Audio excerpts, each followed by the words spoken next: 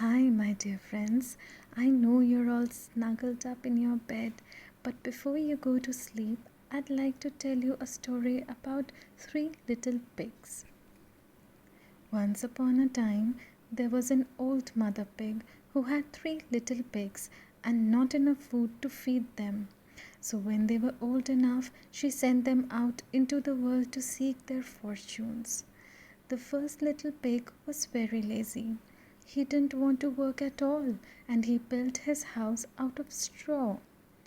The second little pig worked a little bit harder, but he was somewhat lazy too and he built his house out of sticks.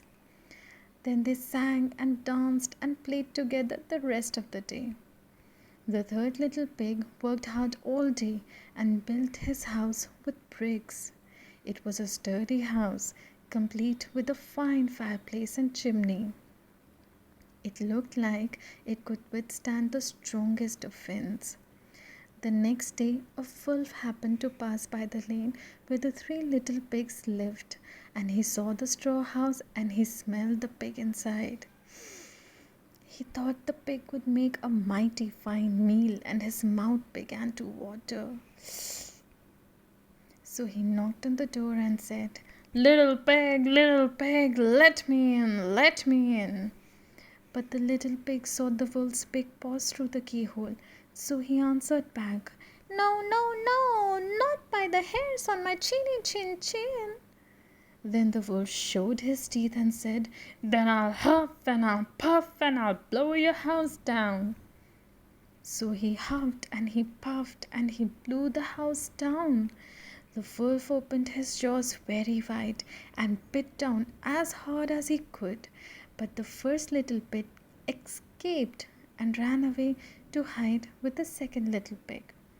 The wolf continued down the lane and he passed by the second house made of sticks, and he saw the house and he smelled the pigs inside, and his mouth began to water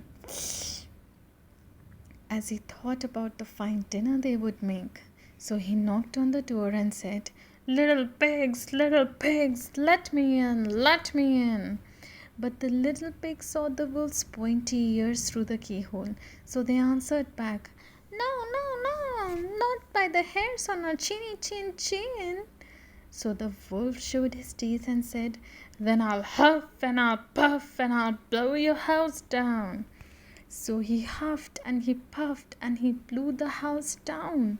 The wolf was greedy and he tried to catch both pigs at once, but he was too greedy and got neither. His big jaws clamped down on nothing but air, and two little pigs scrambled away as fast as their little hoofs would carry them.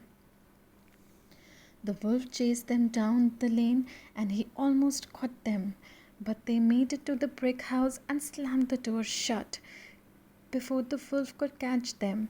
The three little pigs, they were very frightened. They knew the wolf wanted to eat them, and that was very, very true. The wolf hadn't eaten all day, and he had worked up a large appetite chasing the pigs around, and now he could smell all three of them inside. And he knew that the three little pigs would make a lovely feast. So the wolf knocked on the door and said, little pigs, let me in, let me in." But the little pigs saw the wolf's narrow eyes through the keyhole, so they answered back, "No, no, no, not by the hairs on our chinny chin chins."